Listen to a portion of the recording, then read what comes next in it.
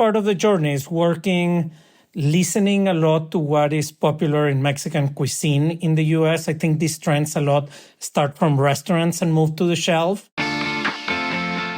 Hey, I'm Shuang Esther Shan, and this is Shopify Masters, your companion for starting and building a business. Have you ever wondered how your favorite food products were created, how they're produced, how do they get on the shelves of grocery stores? And more importantly, how can you do the same with your business idea? Today, we're getting Miguel Leal to answer all those questions. Miguel is one of the co-founders of Somos, makers of authentic Mexican food products that can be found in thousands of stores. Prior to Somos, Miguel shaped many of the brands you love today, like Kind Snacks, Denon, and PepsiCo. Miguel, thank you so much for joining us today. Thank you, Shuang, for having me. Thank you so much for your interest, for your support on Somos. I am so excited to be with you today. And we're so excited to chat with you. We understand that you actually had the idea for Somos with your coworkers for a couple of years before you actually launched. So tell us about what sparked the idea for Somos. The way that the idea for Somos sparked was actually not out of a product, but it was out of an experience.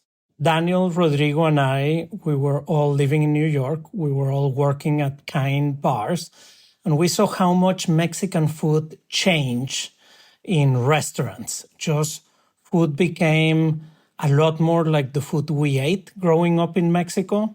And when we would go to the shelf, we would see that it was basically not the same level of innovation. It was still yellow, hard tacos and canned beans on the shelf. And Mexican food at restaurants just continued this level of quality and popularity, and the shelf continued to feel stale. Once we started working on it, Rodrigo was in Mexico, he was in Guadalajara, and he would send Daniel and I samples of products via mail. And we would invite all of our neighbors and our friends and our family. We would put them together and enjoy them. And that was the first spark for Somos. We said, well, what if we were able to put together these boxes that arrive to people's homes, and then you can create basically a Taco Tuesday in a box. And Somos started then. I think a lot of us might have similar ideas where they think a dish from their family recipe or their favorite food items would be great on a grocery shelf. But how do you actually determine that certain food items and dishes can be turned into a viable consumer packaged good that could be turned into something that could exist on a shelf? That is a great question. When we started Somos, what we saw was the opportunity to make Mexican food more convenient. So if you look at ethnic food in the United States, Mexican food just surpassed Italian food to become the number one ethnic food. However, most of Mexican food is sold at restaurants, over 80%. People are still not comfortable cooking Mexican food at home, especially when they don't have a Mexican grandma that taught them how to cook it. So there is still a lot of food that it's eaten at a restaurant, it's delivered, or it is picked up. So what we're trying to do with Somos is to make Mexican food as convenient as doing pasta with sauce is for Italian food. It sounds like you saw this gap in the market that could be filled with Somos. And I think your extensive experience with so many different companies like Kind Snacks, Cholula, Diamond Foods was about product expansion and identifying those gaps. So for fellow founders in similar positions, how do you go about determining which category you should go after, and how do you find those opportunities? So it's very much what the famous Steve Jobs quote that you cannot connect the dots moving forward. You can connect them moving backwards. The way that I think about it is Where I am sitting today, I can see how my experience at Kind was fundamental into starting this business. I was able to learn about the culture of ownership, about creating a beautiful brand that would outlast us and would create something beautiful for the consumer. Cholula was also very important for me because it taught me all the tailwinds that Mexican food had. But at the end, the business that we are running today and the 30 billion opportunity that you mentioned of closing the gap of cooking Mexican food at home, we really didn't see it until we were already in the arena and we were talking to retailers. I think, as it regards to your question for fellow founders or founders to be, it is very important to put yourself out there, to play with these things, and also to listen to where the consumer is taking you and where it's not taking you. I think with Somos, we were very fortunate that where the consumer was taking us was this incredible gap that was currently not being addressed at retail. And a big part of it is offering these authentic recipes where you worked extensively with chefs to develop them. Can you tell us about some key areas you focus on when you're turning those recipes and scaling them up for production? Our objective is to make Mexican meals easier for the consumer. Today, if you Google a Mexican recipe, it will probably take you to a recipe that has between 8 to 12 ingredients and would take you for 45 minutes to an hour to make, and then I would say another 20 minutes to clean. We want to create recipes that take less than 5 ingredients and less than 15 minutes. That is very important, and that is part of the ethos of Somos. Not only to make life easier and more delicious for our consumers, but also to increase their confidence in cooking ethnic food, and they don't have to clean, which makes they can spend a lot more time around the table with their family. So we start there. That is the objective, and that is the ethos on Somos. On the back end, to answer your question, we are looking for ingredients that tell the story of a journey. We started in this route of taste and convenience with sourcing ingredients that are very popular in Mexican food in the US, like jalapeno peppers, like chipotle peppers, like refried beans, like rice with lime and cilantro. And now what we've been doing is listening a lot on social media and on data on what items are becoming very popular in Mexican restaurants. For example, last year, what we saw was that street corn, Mexican street corn or esquites, was basically everywhere. We could see it in social media. We could see them in restaurants, not only in New York and Texas, but actually in the Midwest and in the mountain region. So we felt like it was time to bring some of those products into the portfolio of Somos. So we created our Mexican street corn white rice, which it is fantastic. If you haven't tried it, it's probably my family's favorite product at this point.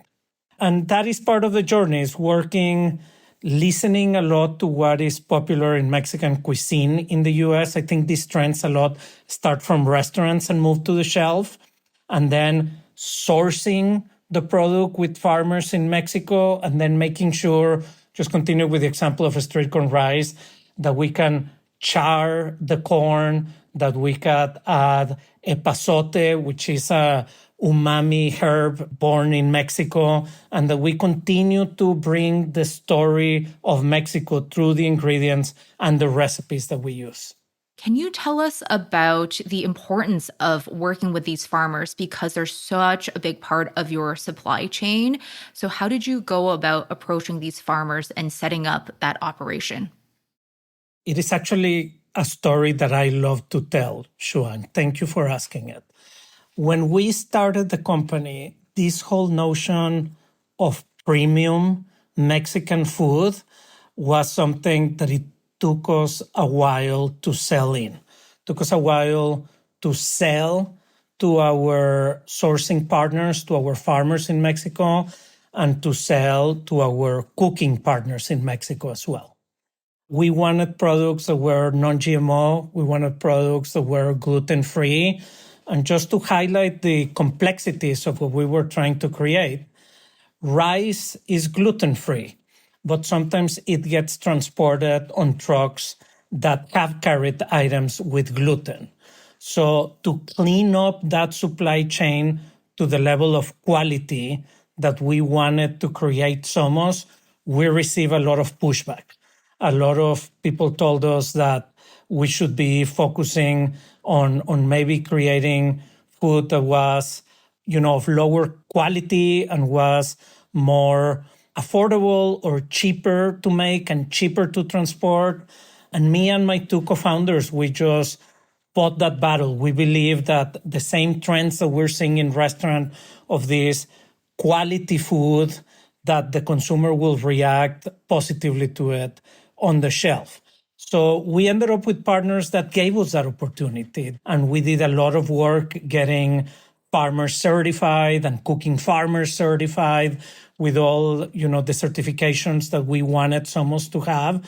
And at the end, when we put the items on the shelf, we saw the consumers reacting so positively to the brand, to being non-GMO, gluten-free, plant-based, clean ingredients, everything coming together, creating delicious flavors. And it really surprised us. And I would tell you, the first year of operation of the company, I was spending most of my time working with customers, selling this idea of the Somos systems and Mexican meals made easy.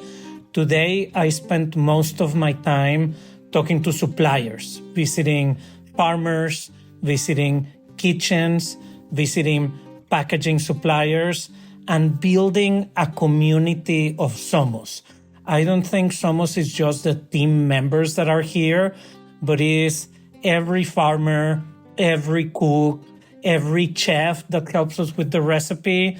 And something that I hear a lot that makes me proud is that they love how we show the best version of Mexico, a version of Mexican food that is so clean and delicious.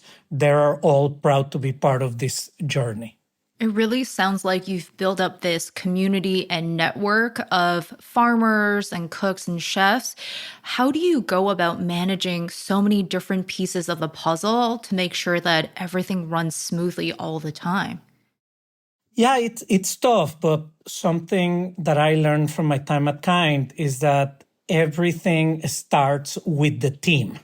So I've been, very lucky to have a fantastic team at Somos that they spend a lot of time, making sure that we are sourcing the best ingredients, that we are also, developing new formulas with chefs and using cooking processes that make our food taste fresh and delicious. One example of that is our line of salsas, where we use a process in Mexican cuisine called tatemado.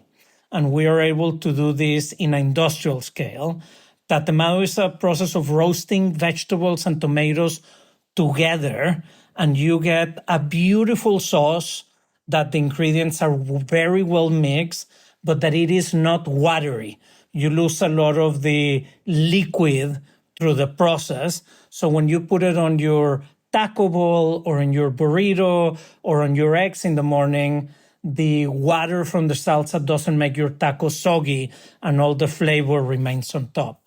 So to answer your question, I owe a lot of that to the Somos team, first of all. But then I think our secret ingredient is spend time with the suppliers. With our head of operations and our sourcing managers in Mexico, I spent a lot of time giving them updates on Somos, sharing the forecast, sharing the wins with them, also getting input from them on what recipes or maybe what new technology we should be using to make our food taste even better. And that really makes a difference. I think especially culturally in Mexico, to be reaching out and to make partners part of the story, then we're able to get the best quality peppers and the best quality tomatoes. Or maybe we get more than our fair share of time on the cooking line. And all of these little things really add up. It's very cool to hear about the behind the scenes, how many different little steps you and your team had to take to make sure that everyone's breakfast experience was enjoyable and not a watery one. There were also a great deal of misconceptions you had to work against, like showcasing the diversity of Mexican food beyond tacos and also expanding customers' knowledge beyond what they know from fast food chains. How did you tackle the customer education front? We talked about one of the misconceptions that we had on the Mexico side, which was this pushback against high quality Mexican food on the shelf. The other big misconceptions that we had was that Mexican cuisine was cheesy, was too heavy, or was full of empty calories. The reality is when I talk to Daniel and Rodrigo, my co-founders, I am from Monterrey, Daniel is from Mexico City, Rodrigo is from Guadalajara. The food that we grew up with was nothing like that. It was incredibly tasty. It was full of legumes, full of vegetables, full of really very nourishing ingredients. So I think we had to fight back a lot of that. And intentionally, we wanted our first line of product to be all plant-based with clean ingredients, because we felt we needed to really differentiate ourselves from the rest of the Mexican food that was in the market. It was not enough to be delicious and convenient.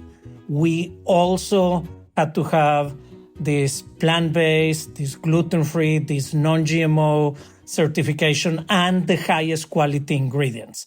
And only by starting at the very top of quality and taste, then we could tell consumers that there was a different way to enjoy Mexican food that would really nourish you. And maybe, the story I like to tell just to complement my answer is both Daniel and I are married to Americans. So we're in a, multicultural family. I've been married now for 20 years. And at the beginning of my relationship, sometimes we say, well, I don't want to eat Mexican food like twice in a week. That would be too heavy.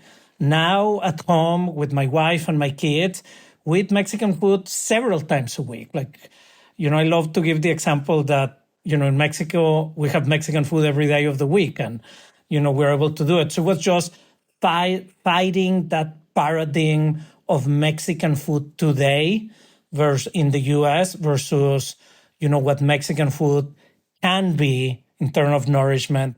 You're not just changing the way that grocery shelves are looking, but you're also changing how lifestyles of the different consumers are having with Somos. And I understand the beginning of launching Somos, you did launch with the direct-to-consumer model. How did you incorporate their feedback and innovate with their reviews in mind as you developed new products? Yeah, direct to consumer has been a big part of our journey. And I would even say it has been a big part in 3 different chapters so far. At the beginning, the most important thing for us was to get a proof of concept and to get feedback on consumers on the product. And direct to consumer was just such an incredible way to make that happen. Direct to consumer is an incredible model for both growth and brand loyalty and also consumer feedback. So when we started, we would do our first run. We would put it on our website. We would ship it out. At the beginning, it was mostly family and friends. We would just post organically on social media, and we would get an immediate reaction on how people were using the products, what do they love about it, the naming conventions, how to sell it, what kind of recipes that we have. And I don't think it would have been possible to do it without D2C. Omnichannel has always been a distribution strategy for Somos. So on our second chapter, direct-to-consumers played a big role. As we go into this next third chapter, what we are finding out is the convenience, the recipes, the way that we allow consumers to be comfortable cooking Mexican food at homes, 5 ingredients, 15 minutes, is something that is made for D2C. And the way that we see our path moving forward is how do we create partnerships? How do we create recipes? How do we collaborate with chefs? And we can bring that just constant newness and variety on the recipes and experiences that it would be very hard to do on retail. So for all the other fellow founders, I think the experience that I would love to share about Somos is the different role each channel takes. I think there has been a lot of chatter of moving from retail to D2C or from D2C to retail, where I actually see these channels evolving and playing different roles as the company is scaling. Sounds like a very complementary approach you have with all of the different channels. I'm chatting with Miguel Leal, co-founder and CEO of Somos. If you're enjoying today's episode, or if you want to give us feedback for the show, leave us a review wherever you're listening right now. Give us a follow or subscribe if you haven't. It helps others to discover the show. Thank you so much. This year has also been a really big year for new products, one of which is the salsa matcha. We can think of it kind of like a Mexican chili crisp. Tell us more about this launch. Salsa matcha is a really interesting phenomenon because it is a recipe that has existed in Mexico for many years, over 100 years, and it's a very regional product. Salsa matcha that started in the state of Veracruz is very different than a salsa matcha from the West Coast or even a salsa matcha from the North, when I am from. So in Mexico, I would say that it has been a slow burn of popularity, and right now it's really growing significantly. When I was young, you would go to Mexico and see 1 or 2 salsa matchas on the shelf. I was just there for a retail tour, and there were 20 to 30 different salsa matchas on the shelf. Super popular. What we've seen in the US, especially over the past 5 years, is just an explosion of Asian chili crisps enter the mainstream market. Me in particular, have become a huge fan on our household of those products. Something that I've been paying a lot of attention to is the Asian chili crisps started a lot in restaurants, and now over 60% of the volume, it's actually used at home. So continuing, Shuang, with that story of food becoming very popular in food service away from home, and then just exploding in at-home usage. When we look at the similarities between two products, we see this trend of global cuisine, especially in condiments. And we think salsa matcha is not that different. Rodrigo's family, Rodrigo, my co-founder, they've been developing salsa matcha and selling them in Mexico for over 20 years. So we thought it would be a great opportunity to bring this product into the US. We developed our salsa matcha with avocado oil, so it is a slightly different note than some of the chili crisp in the market. It's a little nuttier. It also has a lot of seeds, a lot of nuts that we, put through the oven to give some umami to the flavor. And it has a lot of versatility. We use it with Mexican food, but it's actually quite popular on breakfast foods, eggs, avocado toast, anywhere to pizza, to ice cream. So I am very happy to be bringing this product to market, especially with the quality and the taste that we're bringing it on. But I am also very happy to be bringing a recipe that has been in my co-founder Rodrigo's family for over 20 years. There's something very fun about promoting this new product as well. I understand during the promotion, you actually partnered with a fellow founder, Fly by Jing, to do some of the promotion. Tell us about how that partnership came to be. So for the launch of Salsa Matcha, I was able to partner with Jing from Fly by Jing, who her and I have developed just an amazing relationship.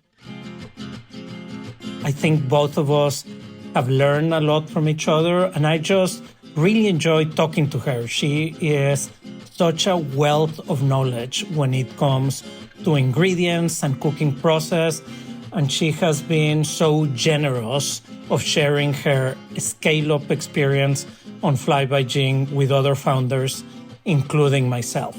So we thought it would be super fun to get together and create videos in which both of us share our favorite recipes for Sichuan chili crisp and salsa matcha.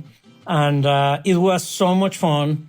We ordered a lot of different foods, some of it Mexican, some of it Asian, some of it Italian, some of it desserts.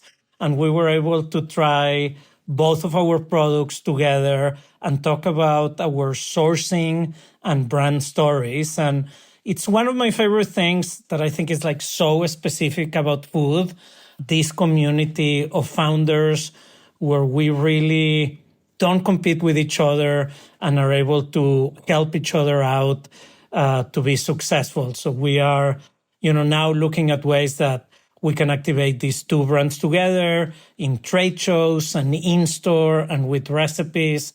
And I love building Somos, but I also love the opportunity to building together with other great founders like her. Yeah, and it sounds like you guys had such a fun interaction and also brainstorming session. We also loved having Jing on the show before, so great to hear about the partnership.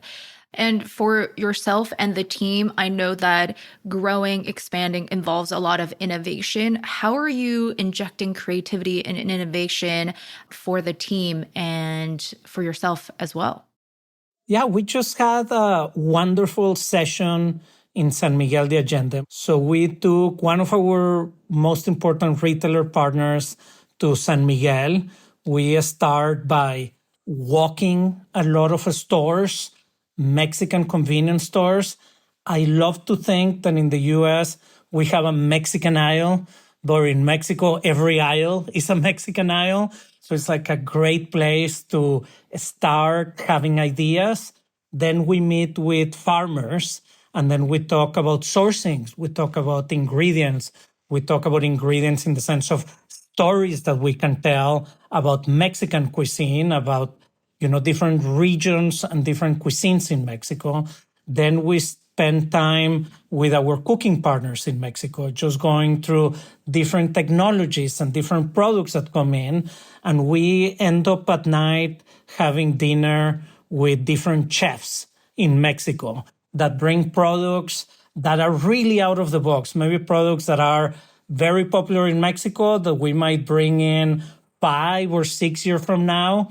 And then we can get feedback from our retail partners in terms of, when we can bring those products into the market. And this is just an example, but I think it really illustrates the point. I try to be very present in those meetings, when we are eating, be open and be listening and be very mindful in those conversations.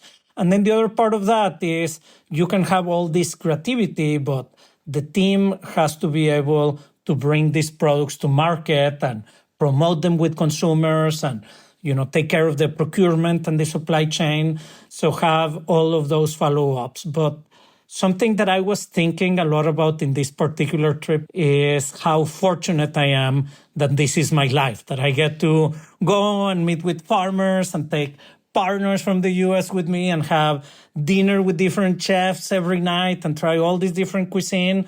It is a great thing to do, these meetings, but it makes me so happy to be able to share a little bit of my culture through my work. Yes, I was just going to say, it sounds like such a fun part of your job. Not only do you get to be creative and productive, but you get to enjoy so many experiences and share them with your partners as well. To close off the show, I would love to just ask you about what is your hope for the next chapter for Mexican food in North America? And what do you hope to accomplish with Somos? Yeah, I really would go back to our mission, which it is to make consumer more comfortable cooking delicious Mexican food at home.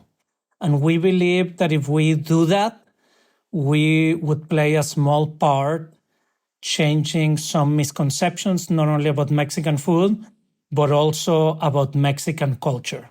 Mexico is a very popular touristic destination. I think, Mexican spirits are becoming very popular. Mexican spices are becoming very popular. And my wish and my hope is that Mexican cuisine at homes follows the growth of other ethnic foods and people start playing around with this food and enjoying it. And that seeds some interest in Mexican culture. And I would love if Somos was a small to medium part of making that happen. Amazing. Well, we look forward to all the growth that Somos will have. Thank you so much for joining us, Miguel. Shuang, thank you so much for having me. I love the conversation today. That's Miguel Leal, co-founder and CEO of Somos. And thank you for joining us on Shopify Masters. Our show is produced by Megan Coyle and Gogo Zoger. Our engineers are Matt Schwartz and Miku Betlam. Benjamin Gottlieb is our supervising producer, and I'm Shuang Esther Shan. You'll hear from us next time on Shopify Masters.